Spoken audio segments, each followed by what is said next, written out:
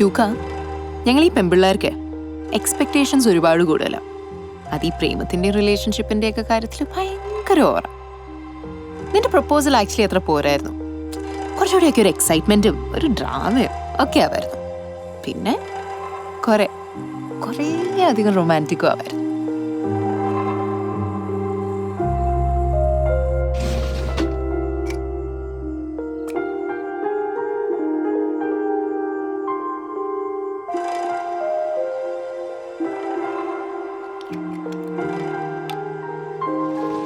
ലൂക്ക, നീ ഒരു super hero അല്ല. അങ്ങനെ ആയിരുന്നെങ്കിൽ എന്ന് ഞാനിപ്പോൾ ആഗ്രഹിക്കുന്നുണ്ട്. കാരണം നീ എന്ന ആർട്ടിസ്റ്റ് ചെയ്യാൻ ആഗ്രഹിക്കുന്നത് നീ എന്ന മനുഷ്യനുള്ള പരിമിതികൾക്കപ്പുറമുള്ള കാര്യങ്ങളാണ്. ആ കാര്യങ്ങൾ ചെയ്യാൻ നോക്കി ഇന്നത്തെ പോലെ നീ തളർന്നു പോകുമ്പോൾ I really hate the artist in you. Because I'm madly in love with the person you are. എടോ, താൻ എന്നെ വിട്ടിട്ട് പോവോ? ഞാനെവിടെ പോവാനാ? ഇതല്ലേ എൻ്റെ ലോകം. സലോമി ചേച്ചി പറയുന്ന പോലെ കുപ്പിയും പാട്ടൊക്കെ പറക്കി പെയിന്റൊക്കെ അടിച്ച് ഞാനിവിടെയൊക്കെ തന്നെ കാണും. താനല്ലേ ജിപ്സി. താൻ എന്നെ ഇട്ടിട്ട് പോകാനാണ് സാധ്യത കൂടുതൽ.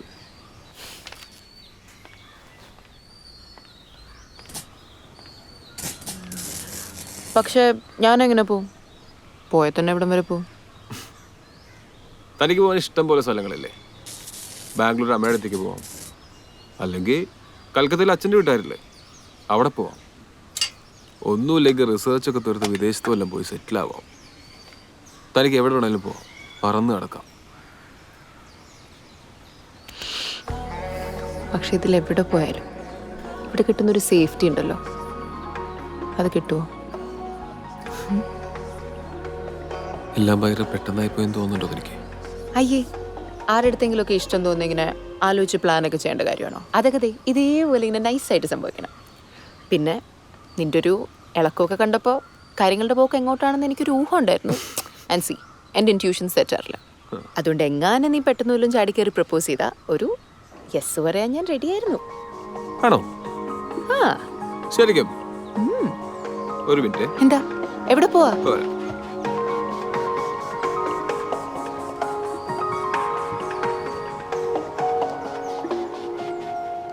ഇതെന്താ? അമ്മയുടെ കണ്ണിന്റെ മുമ്പിലില്ലെങ്കിലും ഞാൻ എപ്പോഴും കൂടെ തന്നെ ഉണ്ടായിരിക്കും എന്നൊരർത്ഥം.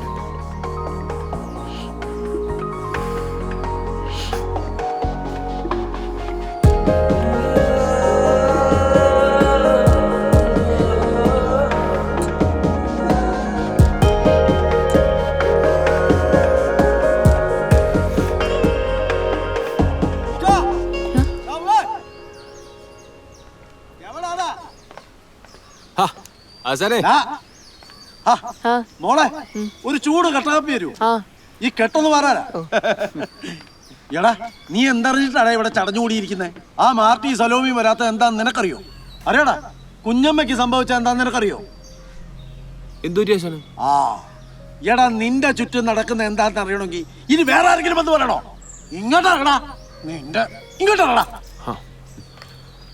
എല്ലായിടത്തും എന്റെ കണ്ണെത്തണോന്ന് വെച്ചാൽ ഇന്നലെ കമ്പനിക്കാർ വന്നിട്ടുണ്ടായിരുന്നു. എല്ലാവരോടും ഇറങ്ങണമെന്ന് പറഞ്ഞു. കോടതിയിൽ നിന്ന് ആ കടലാസം കൊണ്ടുവന്നിട്ടുണ്ടായിരുന്നു. ഞങ്ങൾ ഇവിടെ പോകാനാണ്.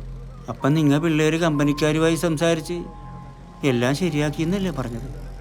എല്ലാം ഓക്കെ ആയിരുന്നു, പക്ഷെ എന്താ സംഭവിച്ചെന്നറിയില്ല.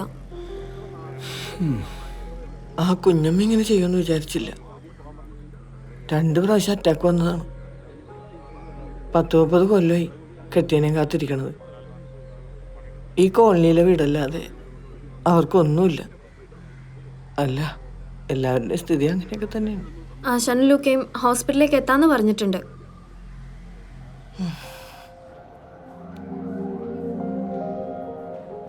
എൻ്റെ അധികാരമുണ്ടാക്കിയ വീടാ. അങ്ങനെ വരുമ്പോ ഞാനിവിടെ വേണ്ടേ? ഞാനങ്ങ് പോകില്ല. കോർട്ട് ഓർഡർ പ്രകാരം നാളെ കോളനി ഒഴിപ്പിക്കും. അവിടെ നിന്ന് എല്ലാവരും പോകാനായിട്ട് തയ്യാറായതാണ്. അപ്പോഴാ കുഞ്ഞമ്മ എടുത്ത് കിണറ്റി ചാടിയത്.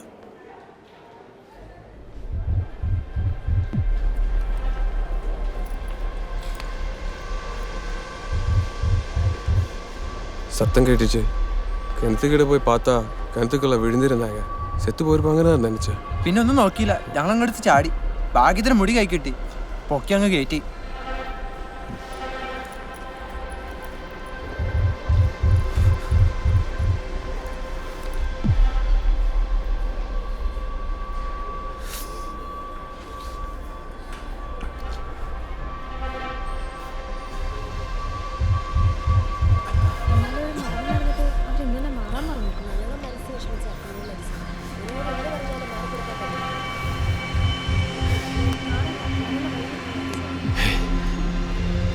എങ്ങോട്ടും മാറി കൊടുക്കേണ്ടതില്ല.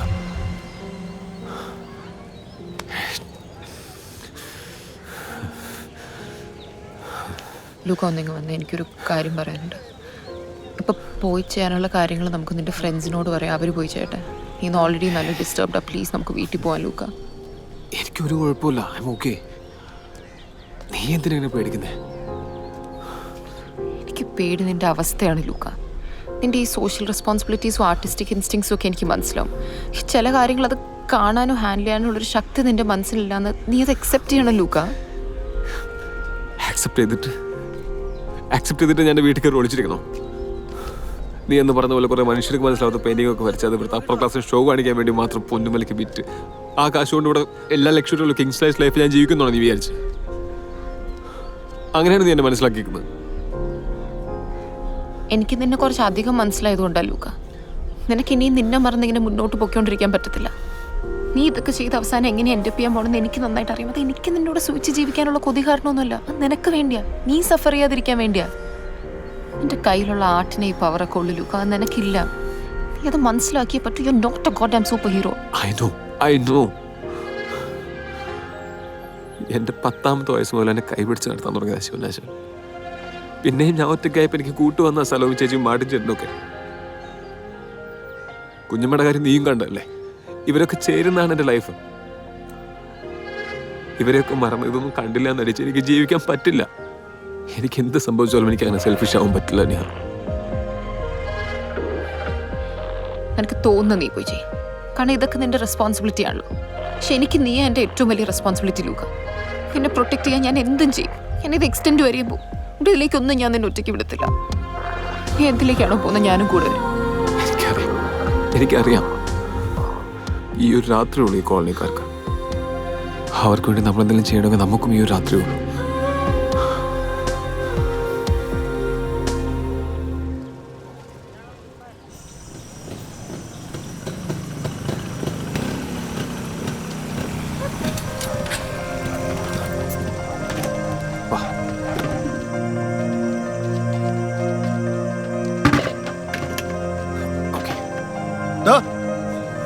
എന്താ ആരാ നിങ്ങളൊക്കെ?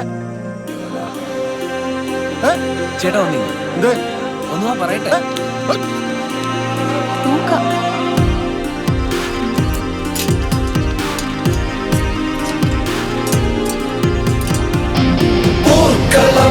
നിറം ചേർത്ത നിണമൊഴുകാത്ത സമരകാഹളമിതാ.